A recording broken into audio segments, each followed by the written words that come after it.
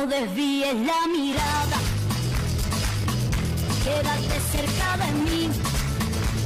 Ragging वाली कहानी, ragging,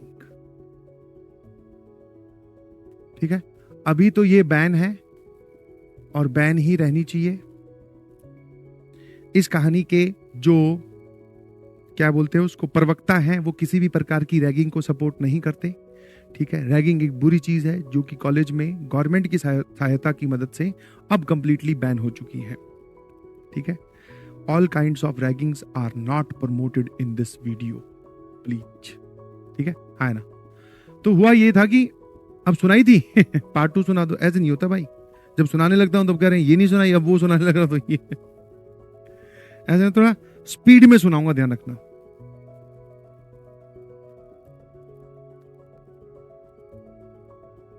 अबे यार, पार्ट टू सुन लो फिर, ठीक है। पार्ट 2, क्योंकि ये मुझे कहानी तब याद आई जब अभी मैं इन सब से मिला ना, कॉलेज वाले स्टूडेंट से, तो ये पूछ रहे थे सर वो जो आपकी वहां पे रैगिंग हुई उसका कुछ फायदा मिला क्या कॉलेज में आपको? मैंने कहा हाँ यार, बहुत अच्छा फायदा मिला। वहां से जो है हमारे जैसे उस जो रैगिंग वाले हिस्से में जो लोग थे उनमें से एक थे क्रिकेट के फाइनल ईयर में, क्रिकेट के वो थे कैप्टन, ठीक है। समझ में आया कि नहीं समझ में? जिन लोगों ने हमें घेर लिया था धर्मशाला के अंदर, ठीक है। रिकैप मैं आपको बोलूं, आपसे अब से पहले आपने देखा था कि कुछ बच्चे जो कि एनआईटी कुरुक्षेत्र में जिनका एडमिशन हुआ, उनमें से एक बहुत ही शानदार बच्चा, उसका जिस दिन डे 1 था उसी दिन जन्मदिन भी था। तो उसने अपने उससे एक गलती हो गई कि उसने अपने रूममेट्स को बता दिया। रूममेट जो है वो पहले दिन मिले और इतने दोस्त बनने की उन्होंने एक्टिंग करी कि पार्टी पार्टी चिल्लाने लगे। बट कर्फ्यू का माहौल होने की वजह से, कर्फ्यू मतलब जूनियर्स को, फर्स्ट ईयर्स वालों को कॉलेज में खुला नहीं छोड़ा जाता। शुरू के 2-3 महीने उनको कॉलेज के हॉस्टल में बंद रखा जाता है, उसको बोलते हैं कॉलेज कर्फ्यू, ठीक है। शॉर्ट फॉर्म में उसको कर्फ्यू बोला जाता है। तो कर्फ्यू के माहौल में भी उन बच्चों ने हिम्मत दिखाई और वो पार्टी करने बाहर चले गए। बट जब वो वापस लौट कर आए तो उन्होंने देखा कि उनके हॉस्टल के आगे गार्ड पहरा लगा रहे हैं। फिर उनकी हिम्मत नहीं हुई, दूसरी भाषा में आप जानते हैं उसको क्या बोलते हैं, उनकी हिम्मत नहीं हुई, वो हॉस्टल के अंदर नहीं गए, वो बाहर ही वेट करे। इसके लिए वो कमरा लेने गए धर्मशाला में। जिस धर्मशाला में उन्होंने कमरा लिया था, अपने आईडी प्रूफ के तौर पे उन्होंने एनआईटी केकेआर का आईडी कार्ड सबमिट किया। आईडी कार्ड की कॉपी पे साइन कर ही रहे थे कि इतने में एक सीनियर ऊपर से उतर के आता है और वो बोलता है कि आप लोग यहाँ क्या कर रहे हो। तो चलिए, उनकी जो है वो जॉब ट्रीट चल रही थी, जॉब की पार्टी चल रही थी, वो ऊपर ले गए उन जूनियर्स को अपने साथ। अब जो है वो कॉलेज के एटमॉस्फेयर से बाहर, कॉलेज की बाउंड्री से बाहर आकर जो छोटे छोटे मासूम जूनियर्स हैं वो सीनियर्स के धक्के चढ़ गए, और वो भी फाइनल ईयर वालों के। उन्होंने उनकी रैगिंग ली, उनसे थोड़ी बहुत बातें, उनका थोड़ा हेजिटेशन खोला, अपने आप को इंट्रोड्यूस करने के लिए बोला, और भी बहुत सारी चीज़ें जो कि आपको पूरी तरीके से बताई नहीं जा सकती, सिर्फ महसूस की जा सकती है। रैगिंग देने के बाद में फिर उन सीनियर्स ने उन बच्चों को बहुत अप्रिशिएट किया, अपनी पार्टी में शामिल होने के लिए बोला। अब देखिए आगे, है ना। तो हुआ ये कि वो जो सीनियर्स थे हमारे, उसमें थे एक कॉलेज के क्रिकेट कैप्टन भी थे, और भी बहुत सारे लोग थे, ठीक है। मतलब जिनकी बहुत अच्छी जान पहचान थी, ठीक है। हाँ, तो हमारी सीधी भैया फाइनल ईयर वालों के साथ जान पहचान है। उन्होंने फाइनली रैगिंग खत्म होने के बाद में हमें पार्टी में भी इन्वॉल्व किया, खिलाया पिलाया अच्छे से पेट भर के। फिर सुबह वो हमें हॉस्टल में छोड़ के आए।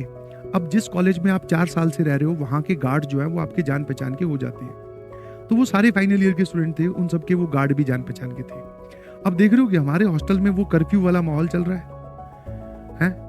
बट उन गार्ड्स के पास ये इंफॉर्मेशन पहुंच गई है उन सीनियर्स के थ्रू कि भाई ये 3-4 लड़के हैं, ये हॉस्टल में से कभी भी अंदर कभी भी बाहर जाएं, इनको कोई नहीं रोकेगा। और पूरे मतलब गार्ड का जो हेड गार्ड होता है उस तक ये बात पता थी। तो अब देख रहे हो आप, और देख रहे हो बाकी हॉस्टल वाले बेचारे अंदर घूम रहे हैं, हम लोग जब मन चाहे बाहर, हॉस्टल वाले हॉस्टल की कैंटीन में खा रहे हैं, हम बाहर मार्केट वाली कैंटीन में खा पी के आ रहे हैं। ऑल्दो जब बाहर जा रहे हैं हमें भी डर लग रहा है कि भाई बाकी सीनियर्स तो हैं, बट हाँ ऐसा होता है कि एक बार आपके कुछ सीनियर्स जानकारी होगी तो उनके नाम ले सकते हो आप कि भाई उन सर को हम जानते हैं, ठीक है।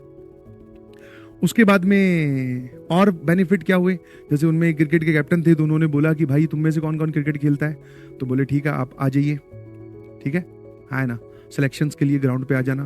ग्राउंड पे गए, हम में से थोड़े दिन तो हम क्रिकेट खेले थे, फिर बाद में हम लोग बैडमिंटन पे शिफ्ट हो गए, 2 दोस्त, बाकी एक जो है वो टीम में सेलेक्ट भी हो गया था उस वजह से सीधा।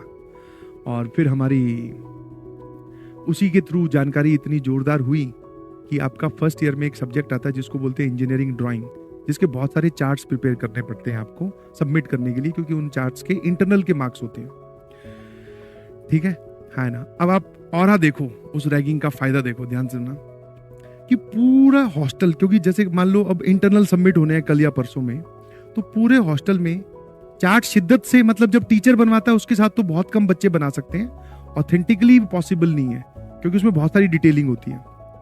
जैसे तुम जाओगे तो तुम्हें पता चलेगा, जैसे एक सवाल हमें टीचर ने बोला था कि नट बना के दिखाओ, नट समझते हो ना, तो मैंने ऐसे बना दिया, ऐसे करके, क्योंकि वो थोड़ा देखा हुआ लग रहा था, ऐसे करके मैं नट बना के ले गया। भाई साहब इतना बड़ा काटा मारा उन्होंने। ये बिफोर रैगिंग की बात है। तो उसमें आपको बहुत सारी चीजें बनानी होती है, ड्राफ्टर का यूज होता है, और वो बहुत एक सिरदर्द वाला काम है जिसमें चार्ट्स बनाने होते हैं 8-10। तो पूरा हॉस्टल क्या कर रहा है, चार्ट बना रहा है। अब कैसे पता चला सर आपको चार्ट बना रहा है, क्योंकि जिन बच्चों ने क्लास के साथ चार्ट बना लिए टीचर से समझ के, सारी चीजें जानते हुए, तो उनका तो ठीक है। अब जिनको सारी चीजें नहीं समझ में आई, तो आप ऐसे हाथ से चार्ट नहीं बना सकते हो, है ना। उसके लिए फिर क्या किया, एक लेकर आए बाल्टी, मतलब सभी लोग ये वाला जुगाड़ यूज कर रहे थे। उसमें आपने रखा बल्ब, है ना, बल्ब की ये रही तार, इसके ऊपर लगाया शीशा, मिरर के ऊपर जिस बच्चे ने या जिसने भी चार्ट बना लिया है उसका चार्ट बिछाया, इस चार्ट के ऊपर अपना चार्ट बिछाया, और वो बचपन में जिसको बोलते हैं छापा मार रहे हैं, ठीक है, देख देख के कॉपी कर करके चार्ट बना रहे हैं। तो ऐसे पूरा हॉस्टल लगा हुआ, भाई कंप्लीट हॉस्टल लगा हुआ था ऐसे काम में। समझ पा रहे हो कि नहीं समझ पा रहे हो, पूरा हॉस्टल चार्ट बनाने में लगा हुआ। सबके एक बहुत बड़ी सिरदर्दी थी, क्योंकि 10 चार्ट सबमिट करने हैं, और इस एक चार्ट को बनाने में आप कम से कम समझो, अगर आपका प्रिसीजन बहुत अच्छा है, हाँ स्केल वगैरह यूज करके, ऐसे हाथ से भी नहीं बनेगा, तो आपको कम से कम 1 आवर लगता है, एक घंटा एक चार्ट बनाने में लगता है। ऐसे 7-8 चार्ट्स आपको सबमिट करने थे। नहीं सबमिट करोगे तो इंटरनल के मार्क्स कम हो जाएंगे, ठीक है। और इस पूरे माहौल में 2 या 3 लड़के ऐसे घूम रहे हैं भाई, गाने, उनके रूम से स्पीकर्स की आवाज आ रही है, गाने बज रहे हैं, अंदर कुछ नहीं, बस बैठे मूवी देख रहे हैं लैपटॉप पे, कॉमन रूम में जा रहे हैं, कैंटीन घूम रहे हैं, चार्ट ही नहीं बना रहे हैं, है ना, कोई चार्ट नहीं बना रहे। क्यों? सीनियर से जानकारी, ठीक है। ऐसा नहीं है हमारे चार्ट सबमिट नहीं हुए, चार्ट सबमिट हुए हैं, ठीक है, खाली चार्ट सबमिट हुए हैं। पास मतलब पास, ठीक है।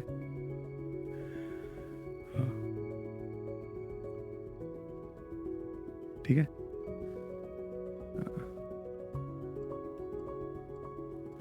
तो ये रैगिंग का पार्ट 2 है, बेनिफिट्स। यहां पर मैं रुक गया, इसके आगे और भी बहुत सारे बेनिफिट थे, बिकॉज इसका इंजीनियरिंग ड्राइंग का पेपर भी होता है ना। पेपर में से हमें पहले से पता था कि किस बच्चे के सबसे ज्यादा मार्क्स आने वाले हैं, ठीक है। और इनफैक्ट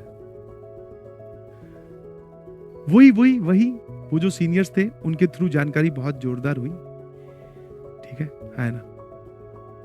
फिर इंजीनियरिंग ड्राइंग का जब पेपर हुआ था, तो बहुत सारे जो सो कॉल्ड अपनी अपनी ब्रांच के टॉपर्स होते हैं, क्योंकि पहले ईयर में तो सारी ब्रांचेस मिक्स बैठती है, तो बहुत सारे बच्चे टॉपर होते हैं, तो नए नए दोस्त बनने स्टार्ट हो गए हमारे भी फर्स्ट ईयर में। भाई इंजीनियरिंग ड्राइंग में यार कौन कौन से क्वेश्चंस आएंगे, किस किस का वो डायग्राम पूछेंगे, वो डायग्राम याद कर लेते हैं, बता दे भाई तुझे तो पेपर पता ही होगा, क्योंकि हमारी जानकारी बहुत अच्छी थी।